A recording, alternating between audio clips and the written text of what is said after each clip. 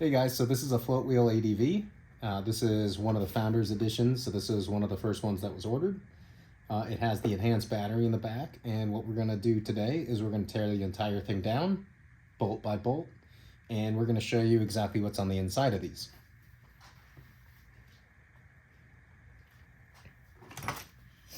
The first thing I want to do is make sure that I've got all the wrenches that I need.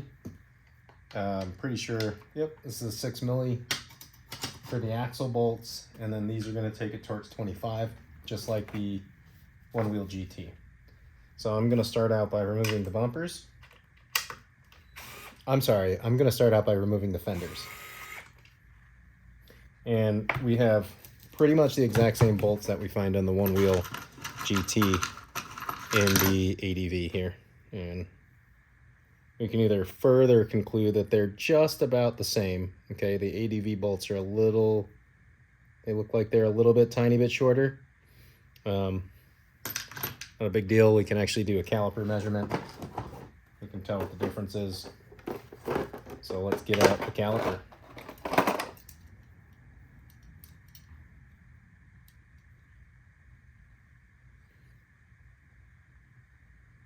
We'll go in millimeters here. So 11.92 millimeter for the Floatwheel ADV and 13.3 millimeters for the One Wheel GT. So again, a couple millimeters bigger. It's not making a huge difference, but there is a difference.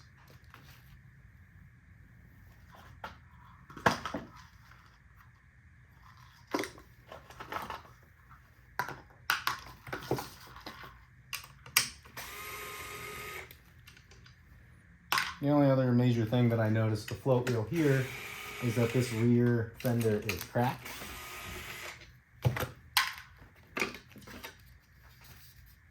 So we can see both fenders are uniform. This is the area in which the fender cracked right here. So it's just a pressure crack coming from this plastic being a little bit too hard. And the boops, don't pull on things.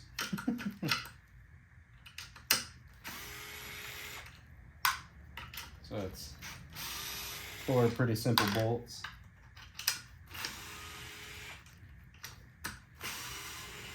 And each side of the fender is off, so a total of 8 bolts. All right, and here's the other side of the fender, so they look identical to each other. Okay, great. Just like on the GT, we are going to take the bumpers off first, and that way we have access to the bottom side of the foot pads. There's a few more bolts on the ADV than you see on the GT.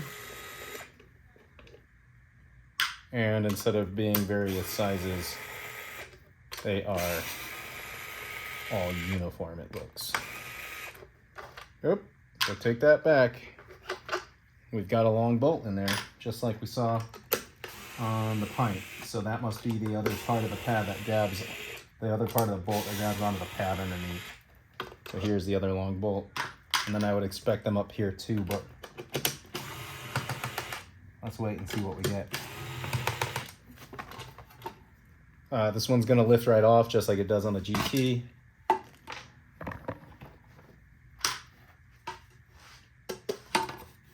And here's your bumpers. And I think that the first thing that people are gonna notice is if someone hits a curb too hard with these, they feel like they're gonna shatter.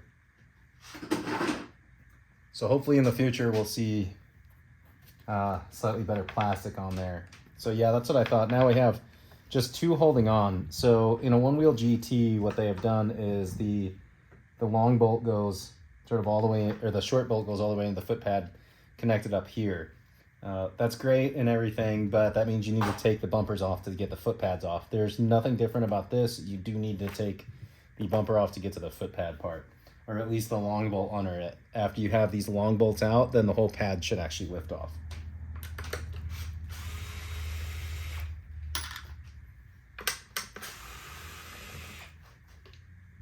We're gonna go to front bumper. And again, I would expect 2 long bolts on the ends here. Let's see if you're right. Long bolts on the ends.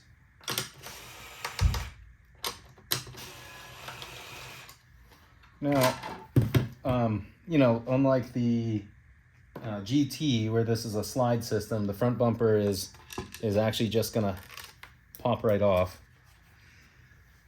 I don't want to use these bolts.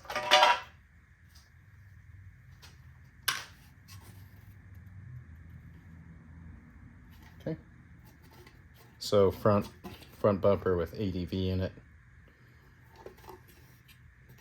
I don't know why the handle reminds me of my kids' strollers, but they do. Another interesting thing.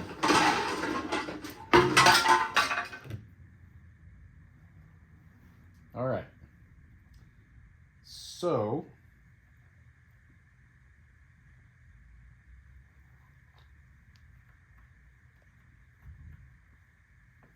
okay, there's some interesting things going on here, where there's a couple of cable harness clips here that we're going to need to detach, and that's just fine. Looks like we're going to take a flathead screwdriver for that one.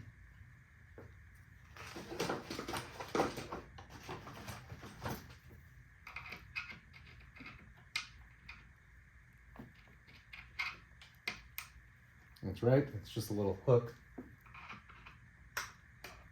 on the inside here that holds that cable harness in. Very good. And then it looks like we've just got one motor connector over there. And just like I've always done with the GT, I'm going to take this apart the exact same way that I would take apart a GT, and that's by removing one whole side of the rail. This does look like it's got a slightly better system to slide everything back out, given that we have such a large motor bore. The other thing too is that the little bolts on the bottom here are going to be a different torque size. Looks like it's going to be a 20. So you're going to want to keep your tools handy, so you don't have to keep reaching around. Now, it is true, there's nothing wrong with the reach around, but it's not necessarily what we want in total. Now the rails are interesting with the way this box fits in, so all of the rail is cut away here. We found the same thing on the GT. This one's just a little bit more extreme.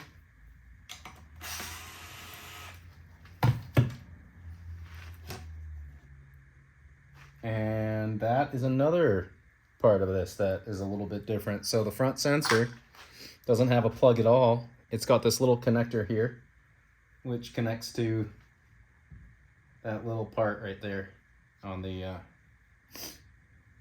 controller side. So as soon as you put this down, those 2 points are going to make contact and your foot pad's in. And so that is interesting. All right. I do like the grip tape. Just FYI, we're not going to lift it up and see what the sensor looks like underneath, because I don't want to ruin a foot pad, but this is an interesting design, and you get away with having a little less connection, a few less connections into this box, which is probably not a bad thing. So I'm going to go ahead and take off this side of the rail, so it looks like we're going to have to remove the main hub bolts right here. Or not hub bolts, but the axle bolts right here, and then we're going to remove the rail by removing these 4 bolts here.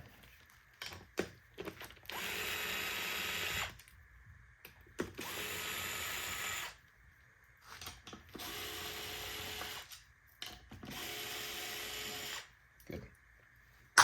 Now with those 4 bolts gone, we should be able to just remove this, and the rail should come right off.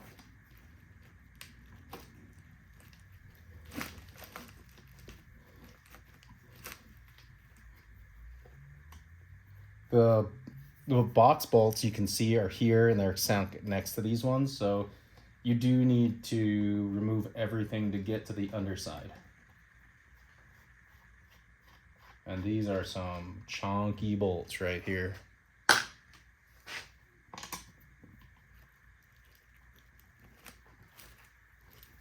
Which I think is good because of the way this motor sits in there.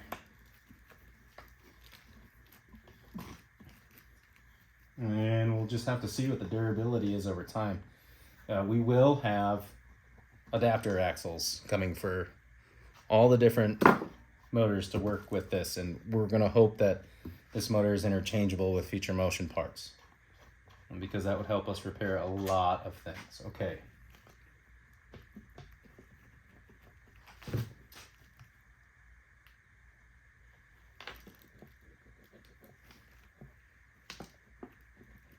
I'm still pretty connected to the cannon coil over here, and I think what happens is I need to take that other bolts out. So let's grab a 20 and do that.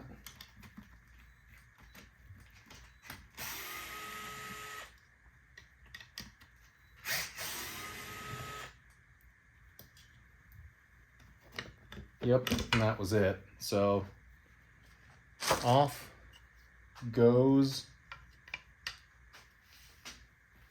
that little part, and I think it's really neat what they've got here and the way that this carrier works to go across. It will definitely make making some kind of housing or receiver a little bit easier. And since these bolts are a little bit different, I am going to put them back in the rail just so we don't lose them. In case you're wondering though, the motor clip right here, this is the locking mechanism for it. So you just take a little screwdriver and undo that, and this is the harness that holds the motor cable wire.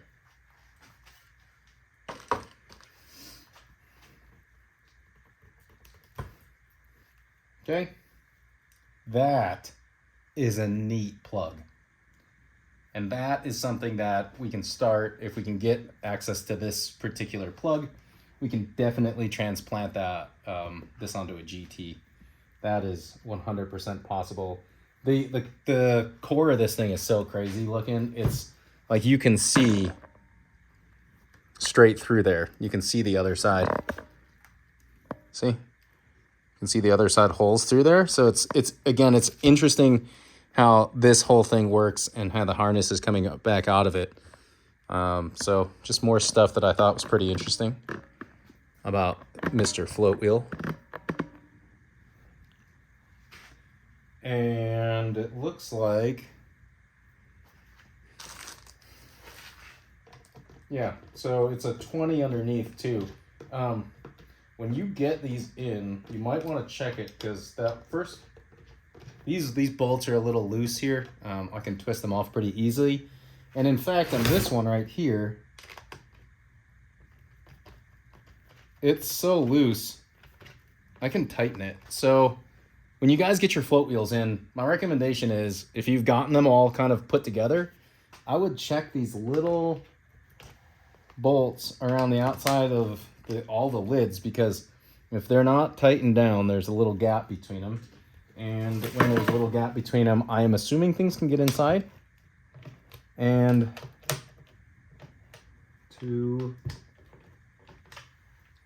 so about 3 out of the 5 bolts I checked just didn't have quite enough turn down to them. The same as going up top here, where if it was me, I would want these things pretty taut so that we were making sure that the inside of the box is protected. So that's what I've got for that for right now. In the meantime, what I'm going to do here is I'm going to take the other end of this thing off. I'll actually remove everything, because I need to get to the boxes, because what we want to see is if there is a BMS indicating light on here, which is, you know, probably the reason why it's malfunctioned.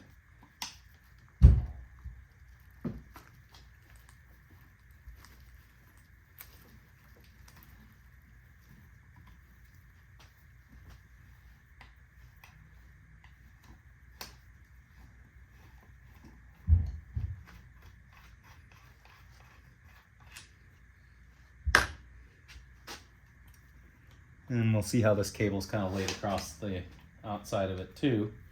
Once we can tear it down and see how that works. But I got the motor unplugged, that way anything that happens over here is not going to have a poor effect on anything that happens over here.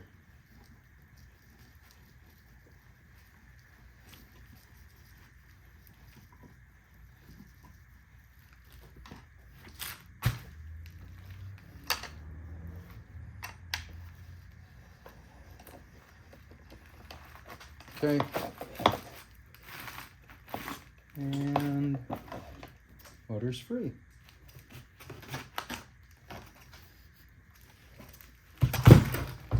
All right. So let's talk Cannon core motor here for a minute and get some specs on it. And you can just see right through the dang thing. Right. And the biggest part that I'm really interested in is to see how this motor, so you can see my hand back there, does with heat dissipation, because I understand that the way that these things dissipate heat is through the axle. But without kind of a solid connection onto the axle, it's going to be pretty hard to do. The next thing we're going to do in this video and see exactly how much space we have to work with. And what I'm going to end up doing is making some cap ends for this. It will help transfer heat, and then we can also get this onto a GT. So that's my mission for today. I'm also going to go ahead and weigh this whole thing so that you guys can see how much the motor weighs. Obviously, I think that people have done this before, but it's always good to get a final weight. We're gonna do pounds for the good people here, and we are gonna do it with the blocks on. We'll just figure that the blocks don't take up that much weight.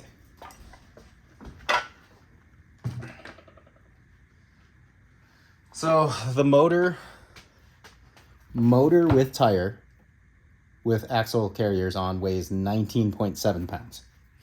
So since the board itself weighs, I think, 42 pounds, that means half the weight is in the motor, half the weight is in everything else that you see here. I have to take the other parts of the rail off right here, which I can do. I think that some people might have some fears they could bend these nuts, which is probably fairly warranted at this point.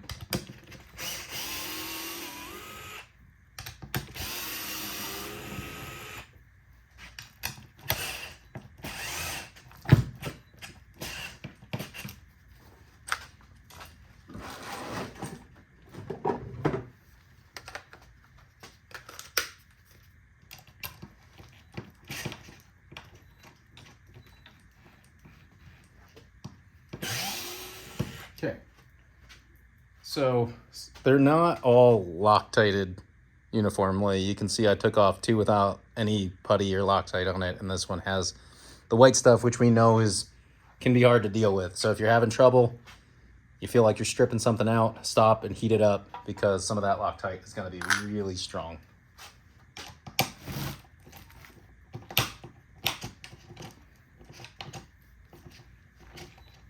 Okay. So I think I got another one here with thread locker on it.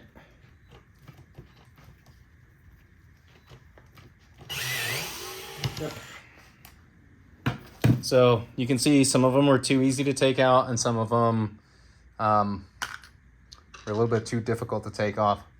And you can see how much thread locker they used by the thread locker kind of stuck to the side of the walls there when I threw the bolts in. That putty is hard to deal with.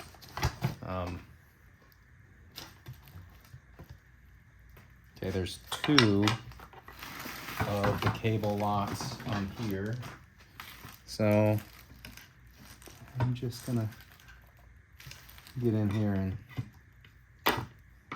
undo the second lock. So you've got the harness running from the battery end here through to the controller side. I think that's the way it goes. The rails are uniform that way to that way, so.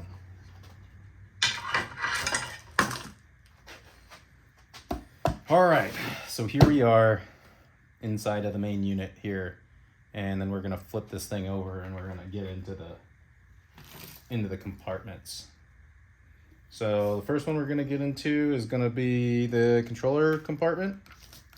You can see this ADV has come DOA, but luckily Mr. Tony is all over it. He has already been communicating with the customer, so I'm going to give that an A+ in exemplary markings. But let's go through, let's figure out if there's any of these bolts that maybe should have been tightened down a little harder. And these could be not tightened down for any number of reasons. Let me get another container. 1, 2,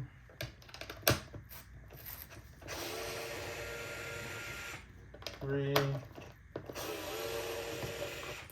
4. Okay. We got the second one that's loose in the controller box on this far side. Third that's loose. And these take a couple of turns too. And again, we have sort of inconsistent Loctiting going on here. All right, so we've got really good Loctite on about 4 of the bolts, adequate on 2, and then there's almost none on the other 2.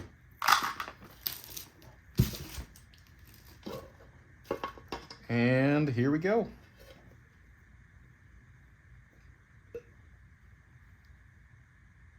Now, interestingly enough, something was unplugged right from the start. And then you can also see in here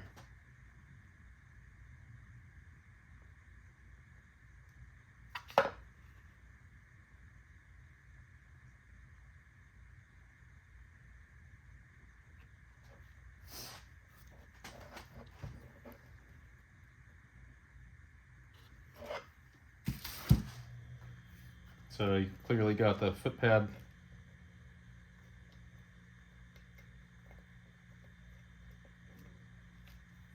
and that's for the foot pad, and then these are for the lights, but we're still not getting any power, so it doesn't matter. What I think a lot of people are going to be interested in is this motor connector, which is fantastic. It's already got the little JSTs. So if honestly we can buy that little motor connector, then we're going to be pretty good for GTVs. Okay. So, controller department is worked. Now, let's move on to the battery box right here. And again, we're gonna do that little check, so.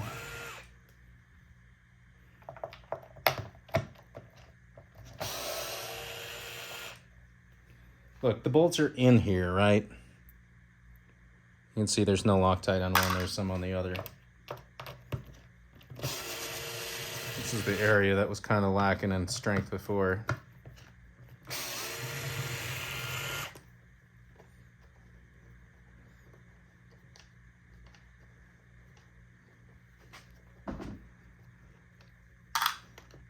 Okay. On the ends, that one's really well in there. That's good. I don't know if I had done that before when the thing was all out though. Good.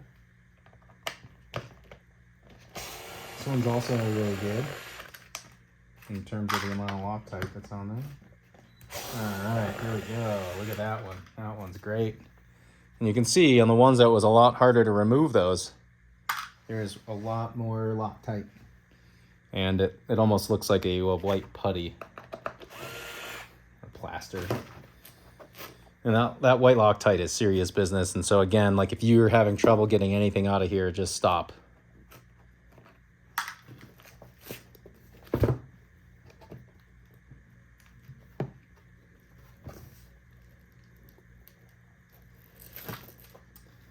Make sure I got all the nuts out of here.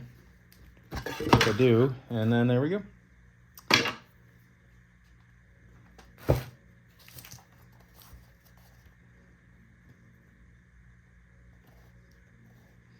So that is what we're seeing in the back of the float wheel. So it looks like there's another cable gland here where you can replace these out and just move the gland over here.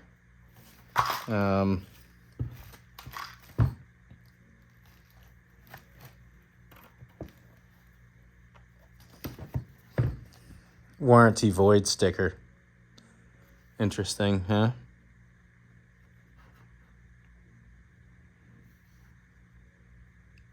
This is nice too. He's got a warning label that'll warn you if the sticker got wet, so you can see if water got in there. So that's another neat feature of the ADV. And since we're not seeing the lights that we were hoping to see in here, we're going to continue to tear it down.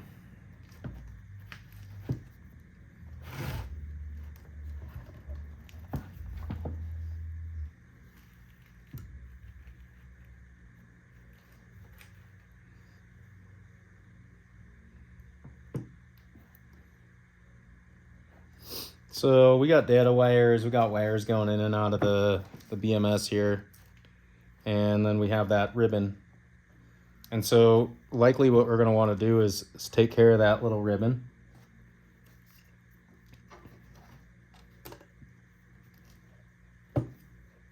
Okay, balance wires.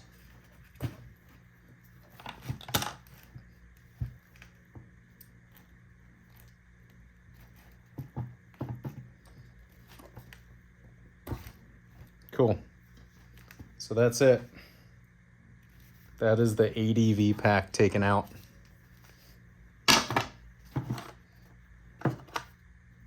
A couple of plastic spacers for the sidewalls here. All right, but a fairly simple little box back here. Happy.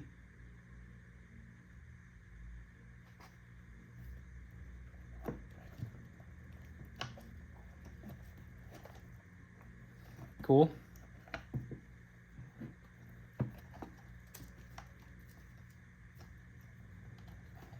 So the BMS heatsink is attached with those little L brackets to the inside of the box. Once those are off, this whole thing will lift off too, and then you would have access to the light housing in the back. Still, we got a dead wheel. So we're gonna do the number one thing that everyone should do that has one of these things. We are going to send Tony a bunch of pictures and see what he can't tell us about it. Since we're not seeing any blue lights go off on the BMS on the inside, that's a bad sign. That just means that we have to figure out why this thing isn't firing up anymore. Whether that's bad from here, or it's bad from here, or it's bad in here. We don't really know that yet. We'll find out more, but that is your essential teardown of the Floatwheel ADV.